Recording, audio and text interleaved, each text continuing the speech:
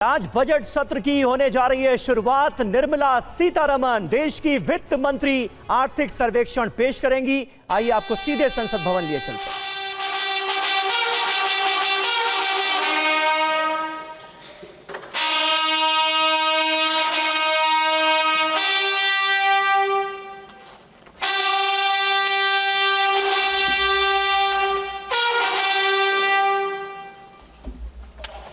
माननीय सदस्यों, संसद की इस बैठक को संबोधित करते हुए मुझे हार्दिक प्रसन्नता हो रही है। अभी 2 माह पहले हमने संविधान को अपनाने की 75वीं वर्षगांठ मनाए हैं और कुछ दिन पहले ही भारतीय गणतंत्र ने 75 वर्षों की यात्रा भी पूरी की है।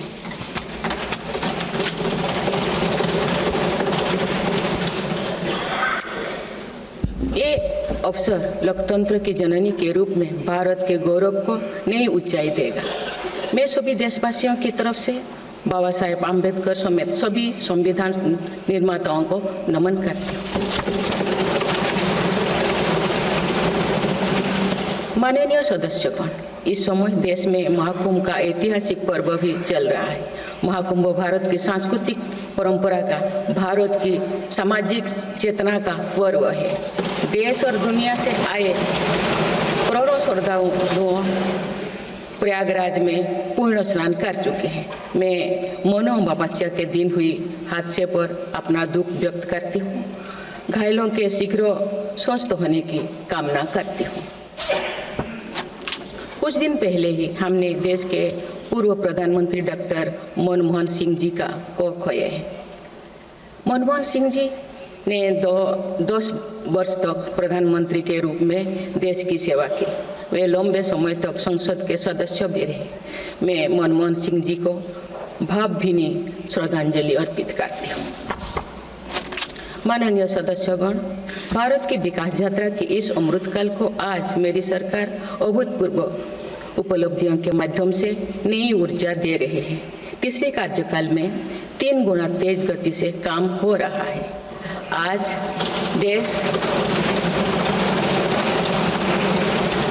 देश बड़े निर्णयों और नीतियों को असाधारण गति से लागू होते देख रहा है और इन निर्णयों में देश की गरीब, मध्यम वर्ग, युवा, महिलाओं, किसानों को सर्वोच्च प्राथमिकता मिली। मेरी सरकार ने तीसरे कार्यकाल में सभी के लिए आवास के उद्देश्य की पूर्ति के लिए ठोस कदम उठाए हैं। प्रधानमंत्री आवास योजना का विस्तार करते हुए 3 करोड़ अतिरिक्त परिवारों को नए घर देने का निर्णय लिया गया है। इसके लिए 5,36,000 करोड़ रुपया खर्च किए जाने की योजना है। मेरी सरकार गांव में गरीबों की उनकी आवासीय भूमि का हक देने और वित्तीय समावेशन के लिए प्रतिबद्ध है। इस दिशा में स्वामित्व योजना के अंतर्गत अब तक 2 करोड़ 25 लाख स्वामित्व कार्ड जारी किए गए हैं। इनमें से करीब 70 लाख स्वामित्व कार्ड पिछले 6 महीने से जारी किए। पीएम किसान सम्मान निधि के तहत करोड़ों किसानों को पिछले महीने में 41,000 करोड़ रुपया की राशि का भुगतान हुआ है। जनजातीय समाज के 5 करोड़ लोगों के लिए धरती व जनजातीय ग्राम उत्कर्ष अभियान प्रारंभ हुआ है। इसके लिए 80,000 करोड़ रुपये का प्रावधान किया गया है। आयुष्मान भारत योजना के अंतर्गत 70 वर्षों और उससे अधिक उम्र के 6 करोड़ वरिष्ठ नागरिकों को स्वास्थ्य बीमा देने का फैसला हुआ है। इन्हें हर वर्ष 5 लाख रुपए का हेल्थ कवर मिलेगा। छोटे उद्यमियों के लिए मुद्रा ऋण की सीमा 10 लाख रुपये से बढ़कर 20 लाख रुपया कर दी गई है। मेरी सरकार ने युवाओं की शिक्षा और उनके लिए रोजगार के नए अवसर तैयार करने पर विशेष फोकस किया है। मेधावी छात्रों को उच्च शिक्षा में वित्तीय सहायता देने के लिए पीएम विद्यालक्ष्मी योजना शुरू की गई है। 1 करोड़ युवाओं को शीर्ष 500 कंपनियों में इंटर्नशिप के अवसर भी दिए जाएंगे। पेपर लीक की घटनाओं को रोकने और भर्ती में पारदर्शिता सुनिश्चित करने के लिए नया कानून लागू किया गया है। सहकार से समृद्धि की भावना पर चलते हुए सरकार ने त्रिभुवन सहकारी यूनिवर्सिटी की स्थापना को प्रस्ताव स्वीकृत किया है। सरकार ने प्रधानमंत्री ग्राम सड़क योजना के चौथे चरण में 25,000 बस्तियों को जोड़ने के लिए 70,000 करोड़ रुपया स्वीकृत किए हैं। आज जब हमारा देश अटल जी की जन्म शताब्दी का वर्ष मना रहा है, तो प्रधानमंत्री ग्राम सड़क योजना उनके विजन का पर्याय बनी हुई है। देश में अब 71,000 वंदे भारत, अमृत भारत और नमो भारत ट्रेन चल रही है, जिनमें पिछले 6 माह में ही 17 नए वंदे भारत और एक नमो भारत ट्रेन को जोड़ा गया है। वन नेशन वन इलेक्शन और वक्फ अधिनियम संशोधन जैसे कई महत्वपूर्ण विषयों पर भी सरकार ने तेज गति से कदम आगे बढ़ाए हैं।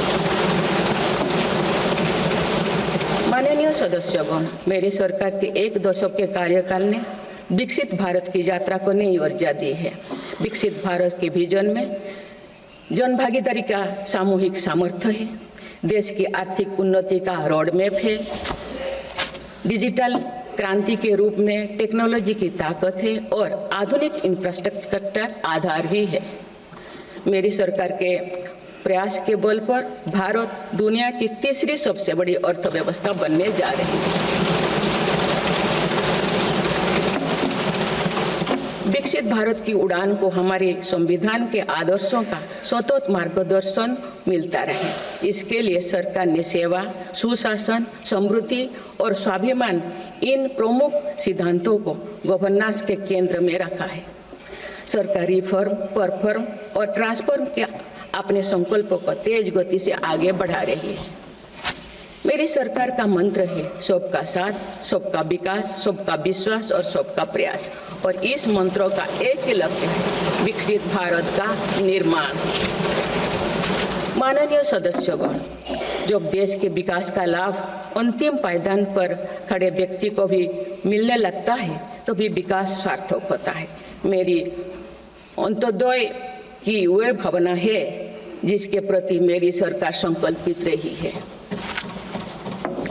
गरीब को गरिमापूर्ण जीवन मिलने से उसमें जो सशक्तिकरण का भाव पैदा होता है और गरीबी से लड़ने में उसकी मदद करता है।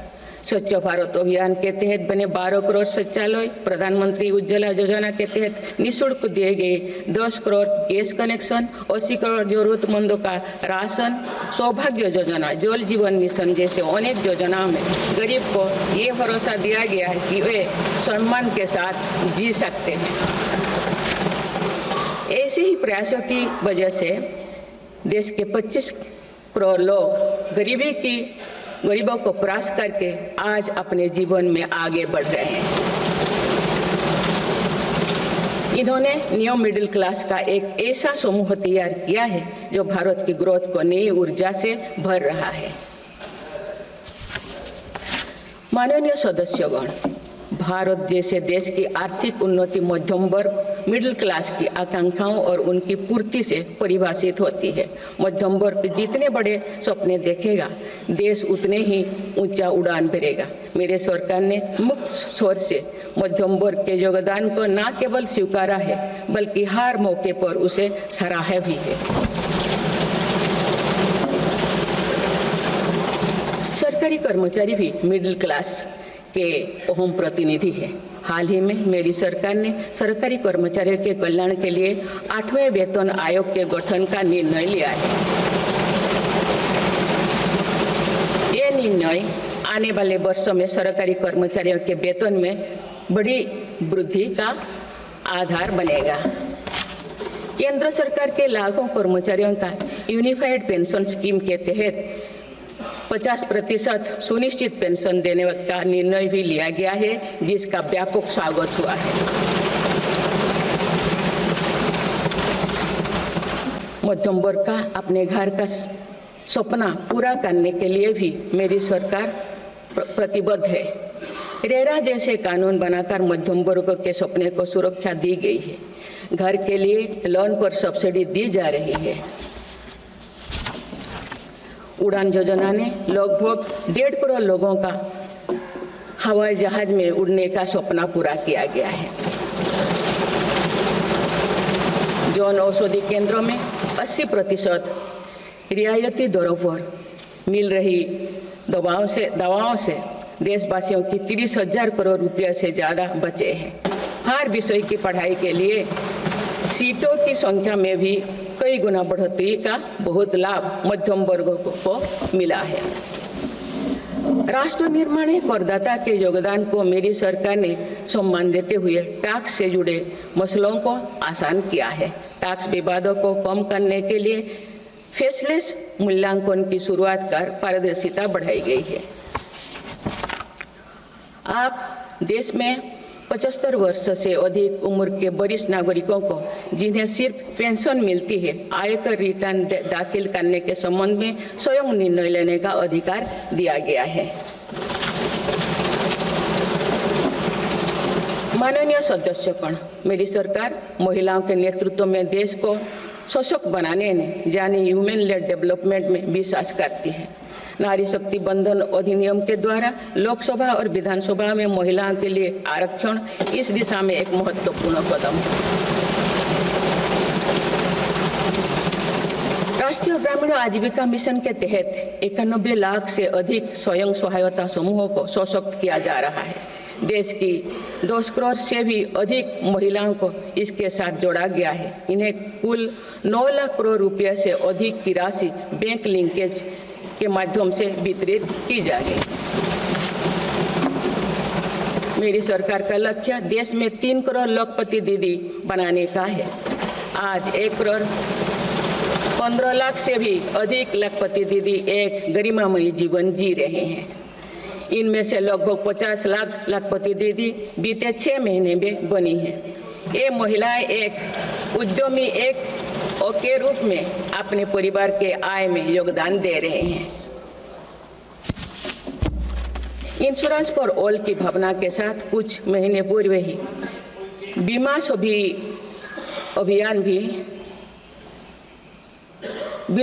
अभियान भी शुरू किया गया है। हमारे बैंकिंग और डिजी पेमेंट्स सखियां दूर दराज के इलाकों में लोगों को वित्तीय व्यवस्था से जुड़ने में महत्वपूर्ण भूमिका निभा रहे हैं। कृषि सखियां नेचुरल फार्मिंग के बढ़ावा दे रही हैं और पशु सखियां के माध्यम से हमारा पशुधन मजबूत हो रहे हैं। ड्रोन दीदी योजना महिलाओं के आर्थिक और तकनीकी सशक्तिकरण का माध्यम बने हैं। ये इस संसद के लिए गौरव का विषय है कि बड़ी संख्या में भारत की बेटियां लड़ाकू विमान उड़ा रही हैं, पुलिस में भर्ती हो रही हैं और कॉरपोरेट कंपनियों का नेतृत्व भी कर रहे हैं। मेरी सरकार के निर्णय के बाद बालिकाओं की भर्ती राष्ट्रीय मिलिट्री स्कूलों में प्रारंभ हो गई है। नेशनल डिफेंस एकेडमी में भी महिला कैडेट्स को भर्ती शुरू की गई है। हमारी बेटियां आज ओलंपिक में मेडल लाकर देश को भी गौरवान्वित कर रही हैं। मैं भारत की संसद के माध्यम से देश की नारी शक्ति को विशेष बधाई देती हूँ। माननीय सदस्यगण, पिछले 1 दशक में देश के हर बड़े प्रयास का दायित्व आगे बढ़कर भारत के युवाओं को उठाना पड़ा है। आज हमारा युवा स्टार्टअप स्पोर्ट्स से लेकर स्पेस तक हर फील्ड में देश का नाम रोशन कर रहे हैं। माय भारत पोर्टल के जरिए लाखों युवा राष्ट्र निर्माण के कार्य से जुड़ रहे हैं। पिछले 1 दशक में मेक इन इंडिया, आत्मनिर्भर Bharat, startup India, stand up India और डिजिटल इंडिया जैसी पहल ने युवाओं को रोजगार के अनेक अवसर प्रदान किए हैं। पिछले 2 वर्षों में सरकार ने रिकॉर्ड संख्या में 2 लाख स्थायी सरकारी नौकरियां प्रदान की गई। मेरी सरकार ने युवाओं के बेहतर कौशल और नई अवसरों के सृजन के लिए 2 लाख करोड़ रुपया का पैकेज स्वीकृत किया है। 1 करोड़ युवाओं के लिए इंटर्नशिप की व्यवस्था से युवाओं को ग्राउंड पर काम करने का अनुभव प्राप्त होगा। आज देश में 1.5 लाख से अधिक स्टार्टअप है जो इनोवेशन के स्तंभ के रूप में उभर रहे हैं। इसमें 1.5 लाख से अधिक स्टार्टअप है जो इनोवेशन के स्तंभ के रूप में उभर रहे हैं। 1000 करोड़ रुपया की लागत से स्पेस सेक्टर में वेंचर कैपिटल फंड की शुरुआत की नंबर पर पहुंच गया है। यानी फ्यूचर ऑफ वर्क श्रेणी में एआई और डिजिटल टेक्नोलॉजी अपनाने में भारत दुनिया को रास्ता दिखा रहा है। ग्लोबल इनोवेशन इंडेक्स में भी भारत की रैंकिंग 76 से सुधरकर 39 हो गए हैं। माननीय सदस्यगण, मेरी सरकार राष्ट्रीय शिक्षा नीति के माध्यम से विद्यार्थियों के लिए आधुनिक शिक्षा व्यवस्था तैयार कर रही है। कोई भी शिक्षा से वंचित ना रहे, इसीलिए मातृभाषा में शिक्षा के अवसर दिए जा रहे हैं।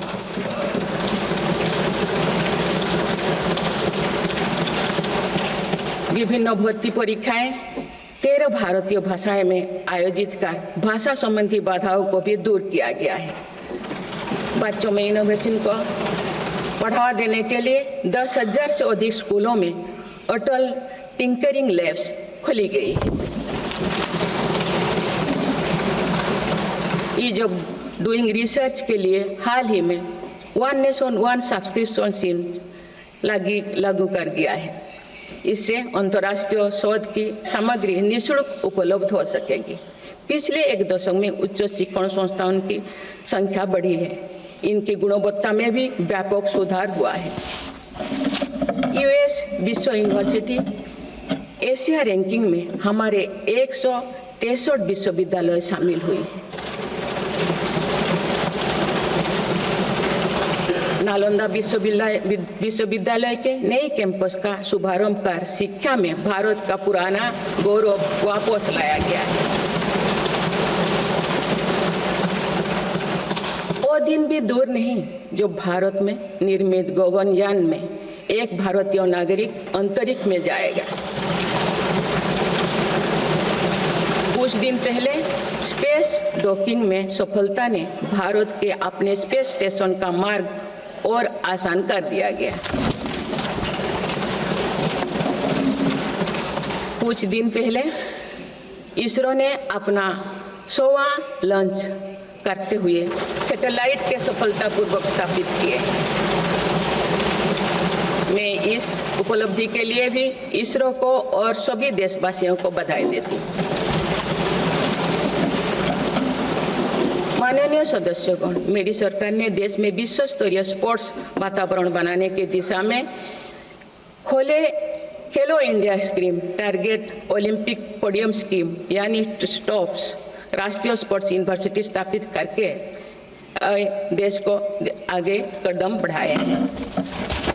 दिव्यांग के लिए ग्वालियर में विशेष खेल केंद्र खोला गया है। भारत की टीमों में चाहे ओलंपिक हो या फिर पैरालंपिक, हर जगह बेहतरीन प्रदर्शन किया गया है। हाल ही में विश्व शतरंज चैंपियनशिप में भी भारत ने अपना परचम लहराया। फिट इंडिया मूवमेंट चलाकर हम सशक्त युवा शक्ति का निर्माण कर रहे हैं।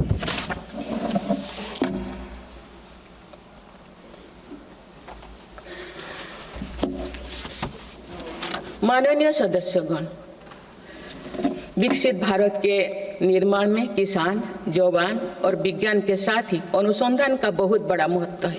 हमारा लक्ष्य भारत को ग्लोबल इनोवेशन पावर हाउस बनाना है।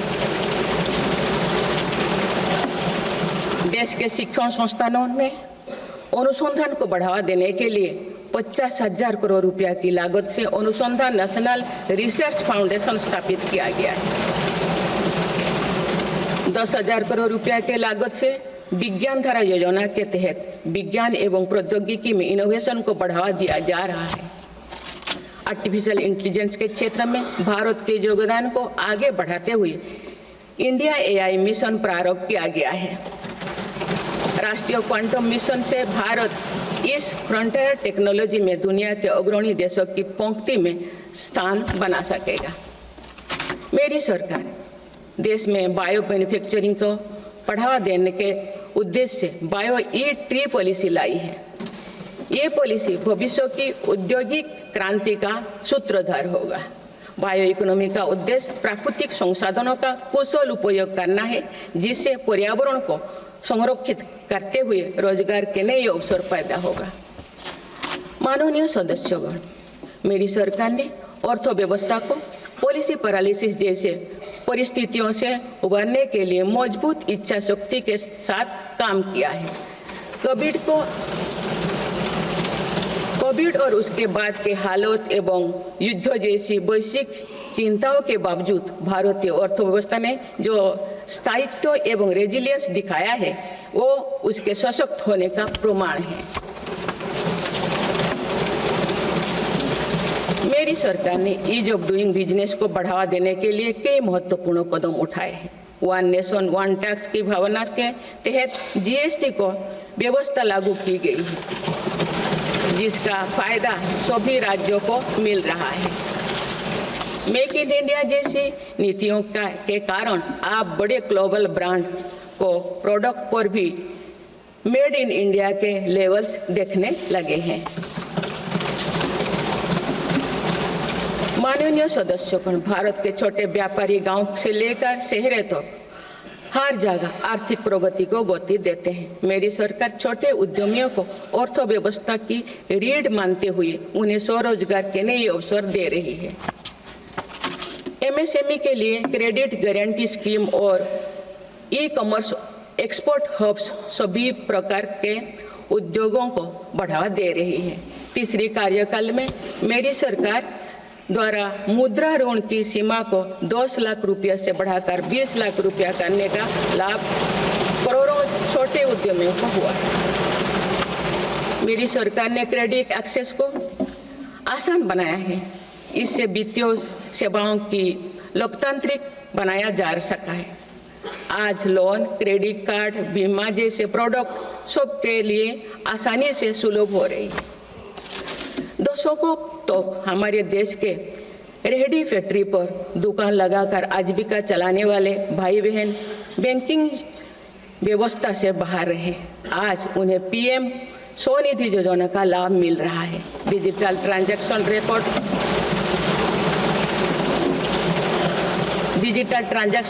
रिकॉर्ड के आधार पर उनको बिजनेस बढ़ाने के लिए और लोन मिलता है।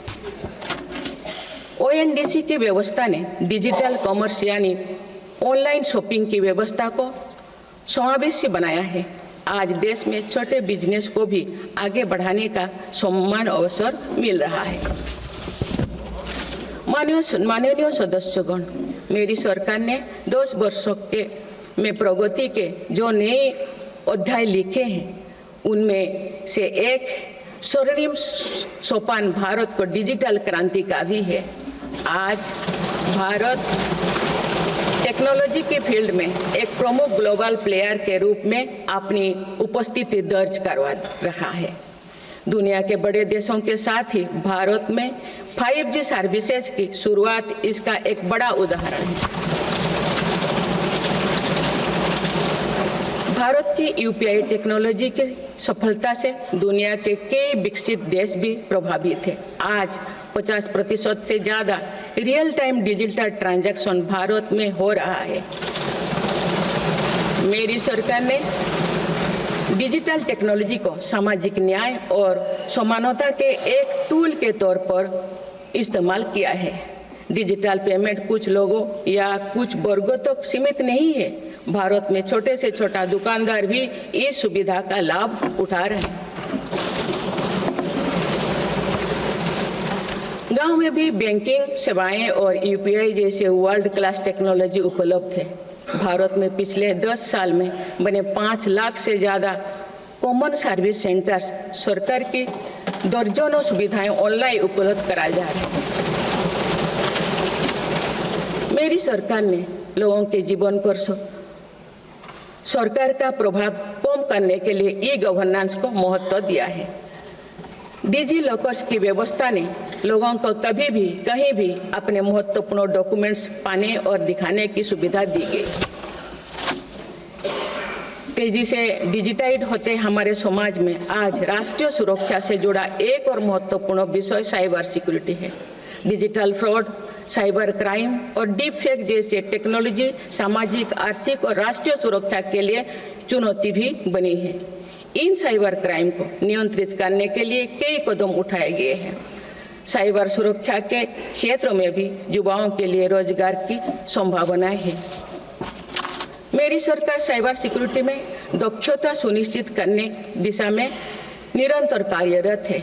इसके फलस्वरूप भारत ने ग्लोबल साइबर सिक्योरिटी इंडेक्स में Tier 1 स्टेटस प्राप्त कर लिया है।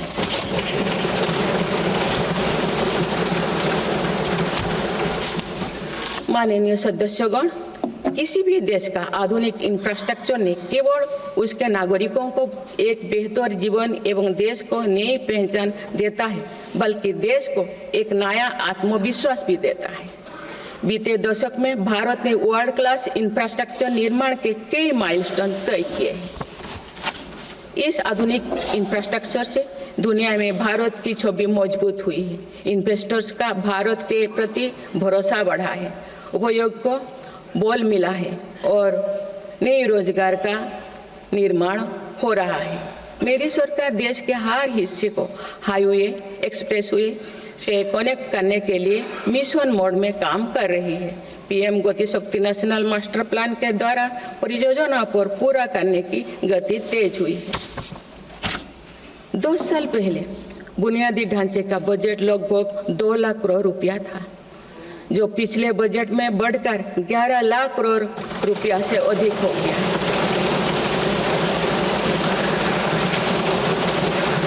पिछले एक दशक के काम को आगे ले जाते हुए पिछले 6 महीने में मेरी सरकार ने भविष्य के इंफ्रास्ट्रक्चर में रिकॉर्ड निवेश किया है।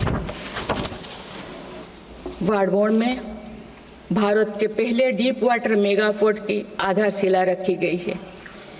76,000 करोड़ की लागत से बनने वाला ये पोर्ट विश्व के शीर्ष 10 पोर्ट में से एक है। मुझे बताते हुए खुशी हो रही है कि उधमपुर श्रीनगर बारामूला रेल लिंक परियोजना पूरी हो गई है और अब देश कश्मीर से कन्याकुमारी तक रेलवे लाइन से जुड़ जाएगा।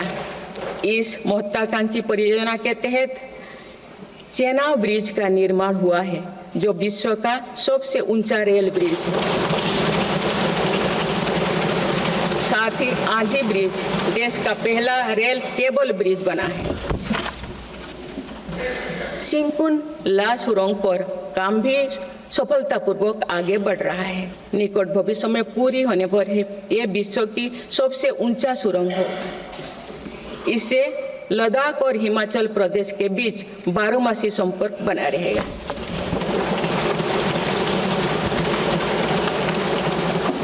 भारत का एविएशन सेक्टर तेजी से विकास कर रहा है। देश की एयरलाइन कंपनियों ने 1700 से अधिक नए विमानों के ऑर्डर दिए हैं। इतनी बड़ी संख्या में आने वाले विमानों के परिचालन के लिए हम एयरपोर्ट्स का विस्तार कर रहे हैं। पिछले एक दशक में देश के एयरपोर्ट्स की संख्या 2 गुनी हो गई।